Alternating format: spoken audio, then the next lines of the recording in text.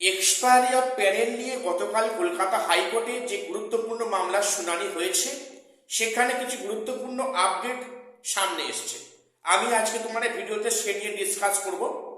পাশাপাশি একাদশ দ্বাদশের যে কাউন্সেলিং প্রক্রিয়া ফেব্রুয়ারির লাস্ট উইকে হবে বা হওয়ার সম্ভাবনা খুব বেশি, সেখানে নাকি মার্চের ফার্স্ট উইকে জয়েনিং প্রক্রিয়া শুরু হবে। সেখানে একটা সমস্যা ক্রিয়েট হচ্ছে বা হয়েছে।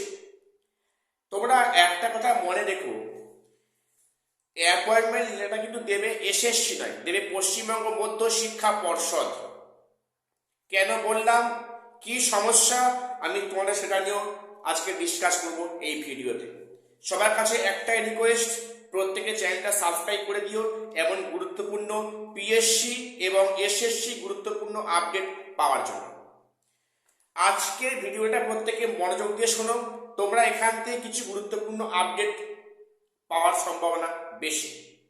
দেখো, প্রথম বলি, এক্সপায়ারি অফ প্যানেল, যেটা আমি অনেক দিন আগে থেকে বলে আসছি যে এটা কিন্তু প্রায় বাতিলের খাতায়। গতকাল হাইকোর্টে যা শুনানি হলো সেখানে পরিষ্কার ইঙ্গিত, এক্সপায়ারি অফ প্যানেল টিকবে না। আমি আগেও বলেছি, এখনো বলছি, কারণ আমি কোনো হাইকোর্টের কোনো জাজ নয়। যেটা পরিস্থিতি সেটা তোমাকে বললাম। দেখো, এক্সপায়ারি অফ প্যানেল নিয়ে হাইকোর্টের সিঙ্গেল বেঞ্চ, ডিভিশন বেঞ্চ এবং সেখানে সুপ্রিম কোর্টের একটা রায় দিয়েছে যে এক্সপায়ারি অফ প্যানেল কিন্তু ইললিগাল। দেখো, এই এসএসসি ক্ষেত্রে যতগুলো দুর্নীতি হয়েছে সেখানে ওএমআর মিসম্যাচ, ওএমআর কারচুপি, blank OMR, rank jumping, out of panel, তার মধ্যে তো একটা আছে এক্সপায়ারি অফ প্যানেল, যেটা সুপ্রিম কোর্ট পরিষ্কার ইললিগাল বলেছে। দেখো, এবার এখানে বলে রাখি, যেটা আমি আগেও বলেছি, এক্সপায়ারি অফ প্যানেল সবাই ইললিগাল কিন্তু তা নয়। এখানে কমিশনের কিছু ভুলের জন্য কিন্তু কিছু যোগ্যরাও সেখানে এই টেন্টেড লিস্টে পড়ে যাচ্ছে। এটা যে পরিষ্কার, এটা আমাদের প্রত্যেককে মানতে হবে। এক্সপায়ারি অফ প্যানেল যারা নিয়োগ হয়েছিল তারা সবাই ইললিগ্যাল, সবাইকে টাকা দিয়ে চাকরি পেয়েছে এমন নয় কিন্তু। সেখানে কিছু ফ্রেশও আছে, কিন্তু এটা সরকারি, মানে এটা যে কমিশনের যে গাফিলতি, তার জন্য তারা আজকে ফল ভোগ করছে। এবং এক্সপায়ারি অফ প্যানেল, আমি আবারও বলছি, যা পরিস্থিতি, এটা টিকবে না, এটা কিন্তু টেন্টেড লিস্টে পড়ে যাচ্ছে। ঠিক আছে, এবারে যে প্রশ্নটা, এক্সপায়ারি অফ প্যানেল সেখানে যদি টিকে যায় তাহলে কিন্তু সেখানে সারা ইন্ডিয়ায়, ভারতবর্ষে কিন্তু এটাই প্রমাণিত হবে যে এক্সপায়ারি অফ প্যানেলটা লিগ্যাল। কাজেই আমার তো মনে হয় না যে এক্সপায়ারি অফ প্যানেলটা আদৌ টিকবে বলে। যদিও আমি আইনের স্টুডেন্ট নয়, কিন্তু যেটা পরিষ্কার মনে হচ্ছে, বিভিন্ন মহল থেকে খবরটা আসছে, সেখানে বলছে যে এক্সপায়ারি অফ প্যানেলটা কিন্তু বাতিলের খাতায় পড়ে যাচ্ছে, পড়ে যাবে। এবারে বলে রাখি, এক্সপায়ারি অফ প্যানেল যদি বাদ যায় তাহলে কিন্তু বড় সড়ো পরিবর্তন হবে। এবারে বলে রাখি, এক্সপায়ারি অফ প্যানেলতে আছে এমন কিন্তু ক্যান্ডিডেটের সংখ্যা প্রায় 9 থেকে 10,000। এটা আমি বলছি, এটা আইনজীবী বক্তব্য। 9 থেকে 10,000 কিন্তু সেখানে এক্সপায়ারি অফ প্যানেল আছে। তো যদি তাই হয় তাহলে কিন্তু একটা বিরাট চেঞ্জেস আসবে। আমি জানি না সেক্ষেত্রে নিয়োগ প্রক্রিয়াটা কি অবস্থা হবে।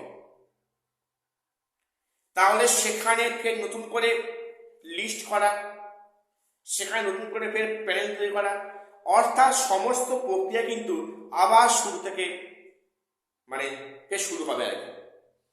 কাজেই আমার যা মনে হয়েছে, এক্সপায়ারি অফ প্যানেল টিকবে না, টেকার কথা কিন্তু নয়। আমি আবারও বলছি, আমার কথাতে কিছু আসে যায় না, যেটা পরিস্থিতি সেটা তোমাদের বললাম। আর এটা যদি আবার বাদ যায়, যেটা বললাম, তাহলে এখানে বিস্তর চেঞ্জেস আসবে এবং সেটা কিন্তু ফ্রেশারদের ক্ষেত্রে এটা মঙ্গল হবে। আচ্ছা, এবার যে বলি একাদশ দ্বাদশের হয়তো আজকাল পরশু মধ্যে হয়তো সেখানে কাউন্সেলিং নোটিশ আসবে, তারপর স্কুল লিস্ট ইত্যাদি আসবে।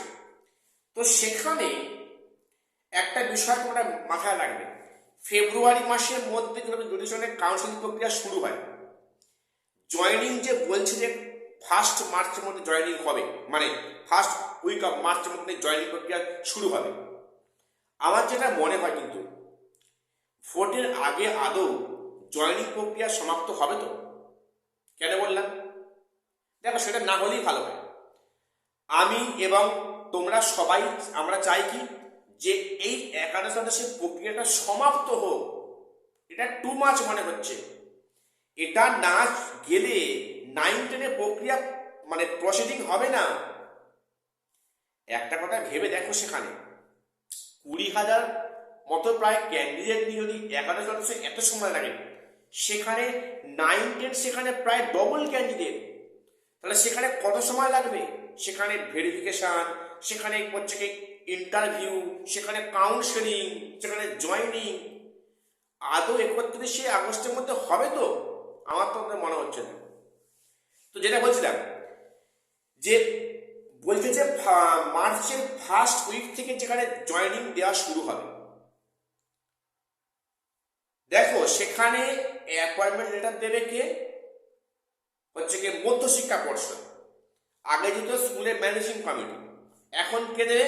মধ্যশিক্ষা পর্ষদ, এসএসসি নয়। আর যদি একবার মানে ভোট প্রক্রিয়া ডিক্লেয়ার হয়ে যায়, যেটা মার্চের ফার্স্ট থেকে হওয়ার সম্ভাবনা আছে, হয়ে যাবে, তাহলে সেখানে আদৌ সেখানে অ্যাপয়েন্টমেন্ট লেটার দেওয়া হবে তো?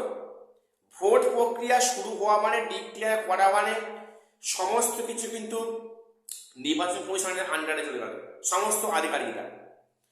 তখন সেখানে কাজের ঢিলেমি, সেখানে ইচ্ছাকৃত দেরি, বা সেখানে ভোট প্রক্রিয়ার নানান কাজে ওনারা ব্যস্ত থাকবে। তার মধ্যে এতগুলো ক্যান্ডিডেট অ্যাপয়েন্টমেন্ট লেটার ছাড়া সম্ভব হবে তো? আমার এখানে একটা সন্দেহ হচ্ছে। আমি আবারও বলছি, আমরা সবাই চাই একাদশ দ্বাদশের প্রক্রিয়াটা তাড়াতাড়ি সমাপ্ত হোক, এনারা স্কুলে জয়েন করে যাক। এটা না হলে 9-10 প্রক্রিয়া আগাবে না, অনেক সমস্যা দেখা দেবে। কিন্তু এখানে একটা সমস্যা তৈরি কি, যে যেহেতু অ্যাপয়েন্টমেন্ট দেবে মধ্যশিক্ষা পর্ষদ, সেখানে ভোটের অজুহাতে সেখানে কোনো মানে বাহানা পড়বে না তো? এটাই প্রশ্ন। এখন দেখা যাক, আমাদের প্রত্যেকের নজর থাকবে কমিশনের ওয়েবসাইটে কবে কখন কোনো সময় কাউন্সেলিং প্রক্রিয়া শুরু হয় এবং সেখানে জয়নিংটা কবে থেকে দেওয়া হয়। ঠিক আছে, আজকে আমি এটুকুই আপডেট দেওয়ার ছিল। প্রত্যেকের চ্যানেলটা সাবস্ক্রাইব করে দিও এবং গুরুত্বপূর্ণ নিউজ সবার আগে পাওয়ার জন্য।